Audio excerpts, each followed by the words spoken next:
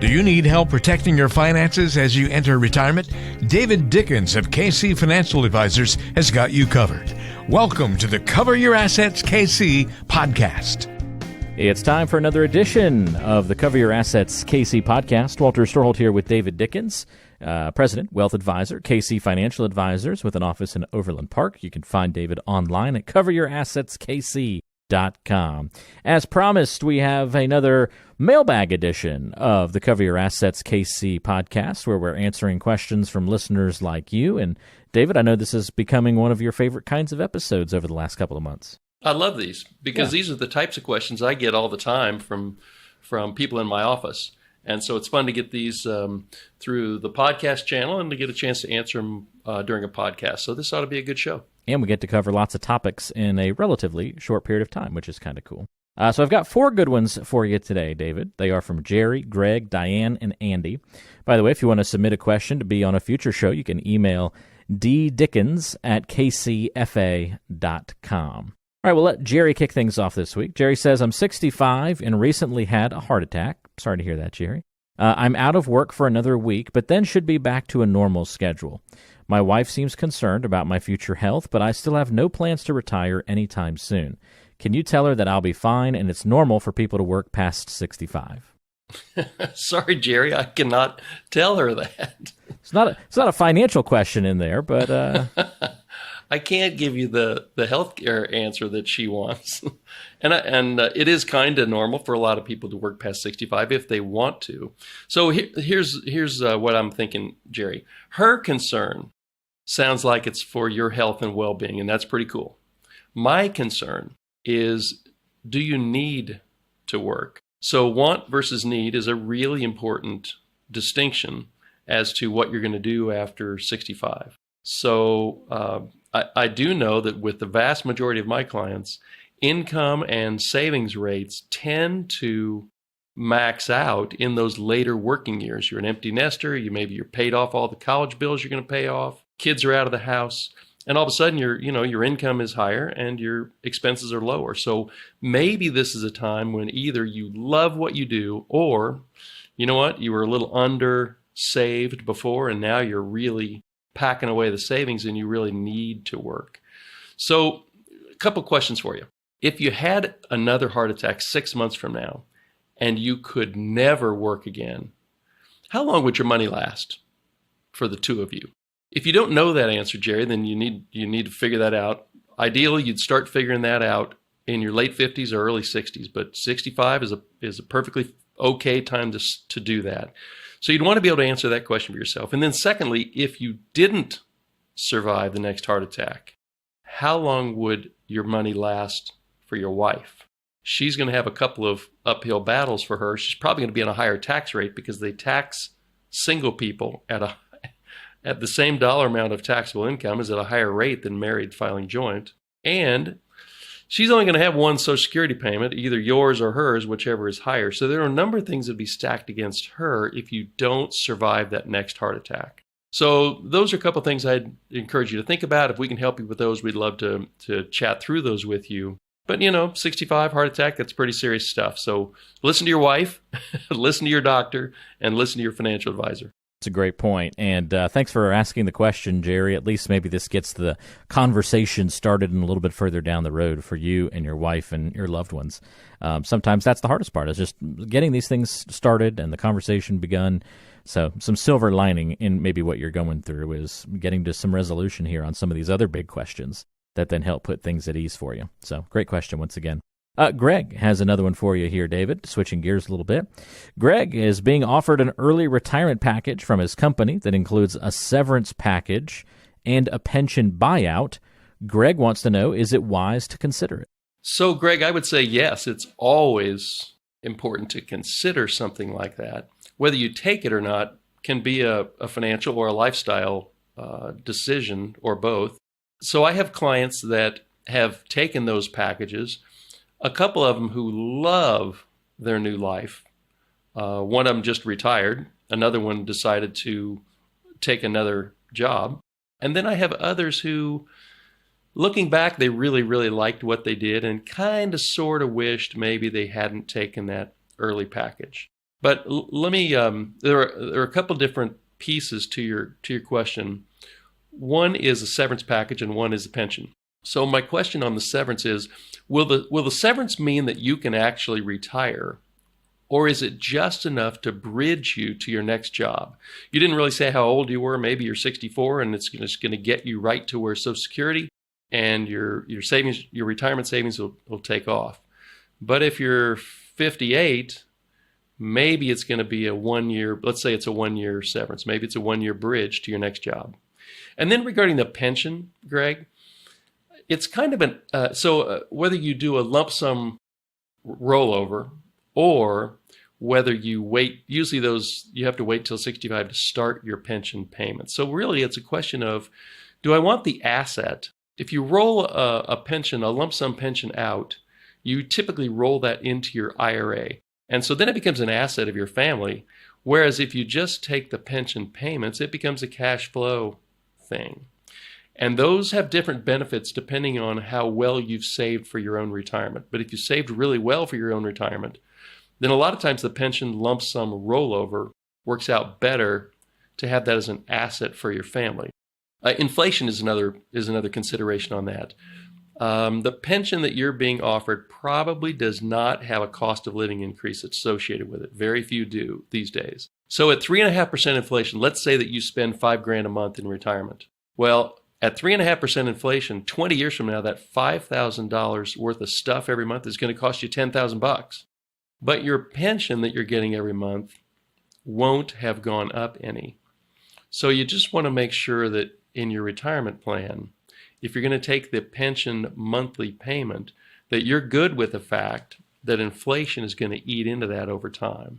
And then you're going to have a decision of whether you're, so I know Greg's male, so let's say his spouse is a female, and whether, if he dies early, whether it's going to go 100% to her, in other words, the money just keeps on coming, or they might choose to have her get 50% of the money, so which means that while he's living, they're going to get more monthly income. And I've had clients who have taken some of that extra income and bought a life insurance policy to say, we're going to have more money every month, and if Greg happens to die early, she's going to get a lump sum tax-free payout from a life insurance policy. So, Greg, there are a number of different things that you'd want to look at there. It's probably somewhat time sensitive. Hopefully you've already got a plan in place, and then you'll know how this severance package fits into the plan you already have. If you don't have a plan, that's the place to start. You can put that together reasonably quickly and then figure out how the early retirement package fits into your plan. Lots to consider there. And wow, I didn't think we'd have that much to unpack from Greg's question, but you took us there, David, and you're really good at peeling back all the little layers to see where we need to explore and investigate. So, Greg, is it wise for you to consider it? Yeah, absolutely. Consider it.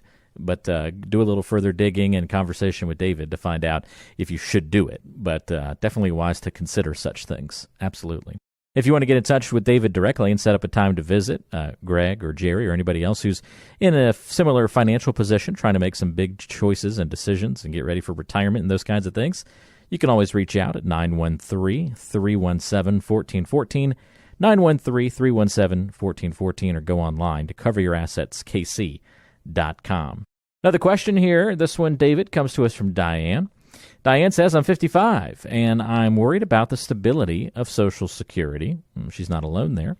I just don't know if it'll be around for the rest of my lifetime. What do you think?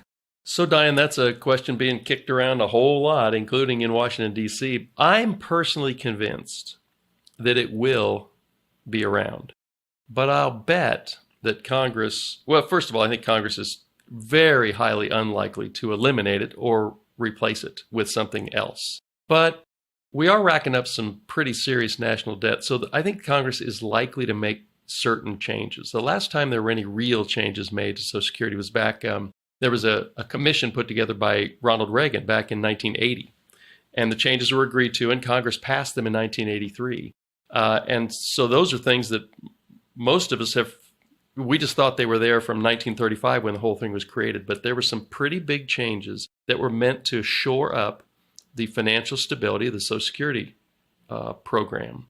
My guess is that at some point in the next 10 years because very little happens in Washington until it becomes a crisis. And it's not quite a crisis yet. But I think there'll be some changes that come along. I'll bet that the full retirement age, which right now is 67 for most people listening to this, I'll bet that goes up, maybe as high as 70 years old. I'll bet that more of your Social Security will be taxable in the future than it is today.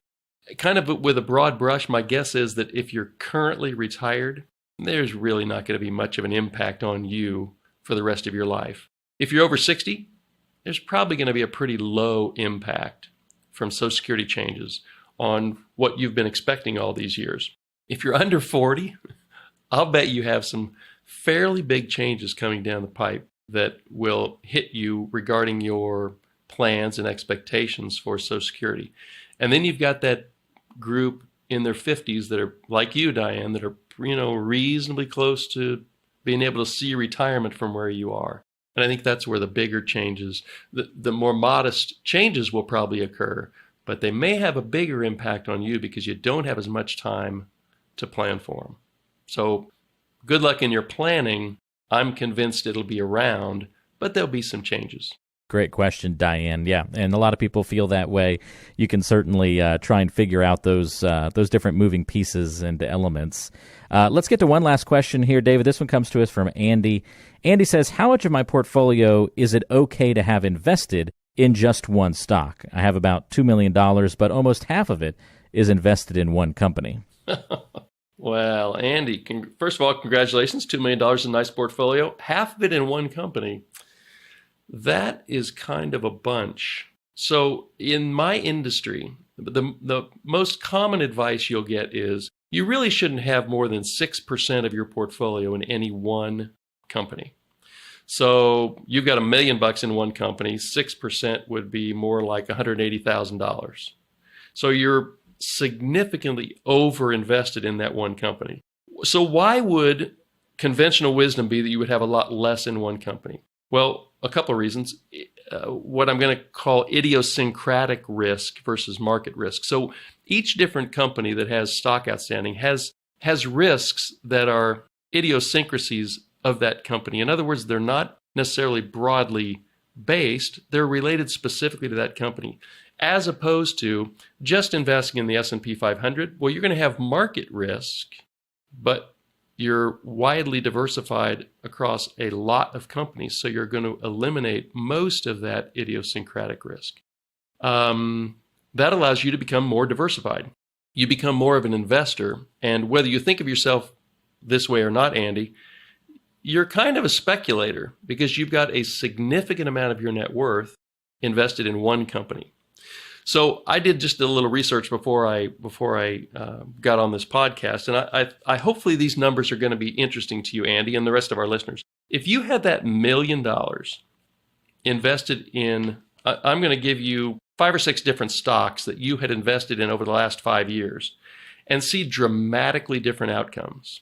So if you just put that $1 million 5 years ago in the S&P 500, the million would be worth $1.9 million right now. 1.97 million. If you'd put it in Microsoft, you'd have almost $4.5 million. That would have been a good place to have it. If you'd put it in General Electric, they make windmills, they make jet engines, they make a lot of stuff that we need.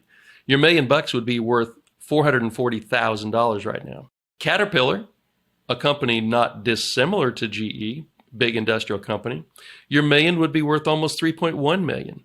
You're living in Kansas City, Andy, I'll bet, and AMC Theaters is right here in Kansas City, and you went into a theater 5 years ago and you said, man, these guys have it figured out. I love coming to an AMC theater. If you'd thrown that $1 million into AMC Theaters, that $1 million would be worth $384,000 right now.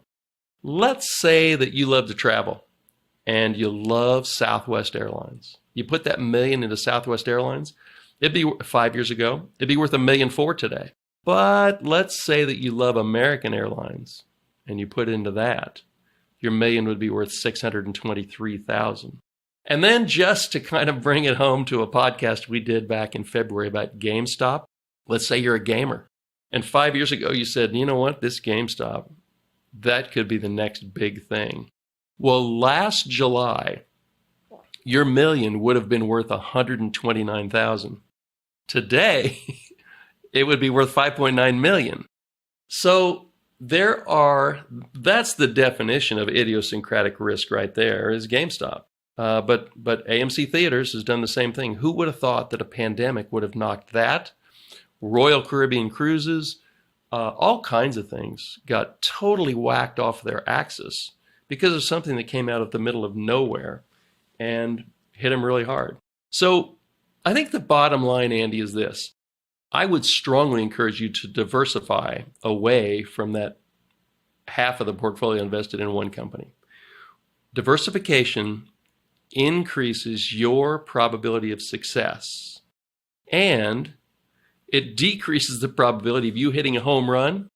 It also decreases the probability of you striking out. And, sports analogies, I guess, they're the easy ones to go to. But everybody's pretty excited when you hit a home run.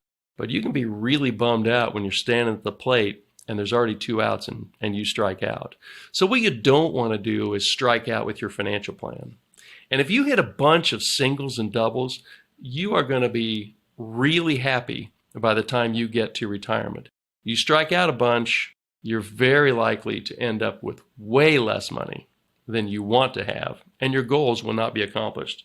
So I'd encourage you to diversify that money. If you hit a home run with the 6% that you keep in that stock, celebrate it. Do something cool. But I wouldn't have nearly that many chips riding on the future of one particular company. Yeah, it's so... unless you really like riding the roller coaster, my goodness, of both emotions and dollars and figures. So that's a literal and figurative roller coaster that you'd ride in a situation like that. That's for sure. Yeah, exactly. And I try to pick out companies there for those little examples that 5 years ago you'd have said, well, that's a good company, that's a good industry. Sure. Why wouldn't that work out well? I feel comfortable with that. But then hindsight tells you, oh, I get it. And so who knows what the world's going to look like 5 years from now, but a little diversification will go a long way with your investment portfolio. It's a great point, David. And these were all great questions today. If you'd like to submit a question to be featured on a future show, you can do that by emailing ddickens@kcfa.com. Now, if you don't want your question featured on the show, you just want to have a one-on-one conversation with David and the team at KC Financial Advisors, you can do that as well. The number to call to get in touch is 913-317-1414. That's 913-317-1414.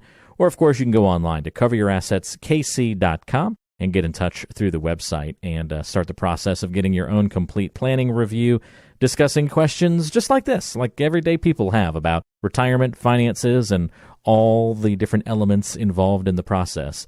It all starts with either a simple phone call or reaching out online to begin the conversation. So don't hesitate if you've got any questions at all for David and the team. They're certainly happy to help. And so, David, we'll be talking again next week. Looking forward to it. Yeah, I'm sure we'll cook up some super interesting topic and look forward to that next round of mailbags in the next couple of weeks as well. You got it. Absolutely. And new episodes every week, so come back and join us again right here on the Cover Your Assets KC podcast. Investment advisory services offered through Brookstone Capital Management, LLC, BCM, a registered investment advisor. BCM and KC Financial Advisors are independent of each other.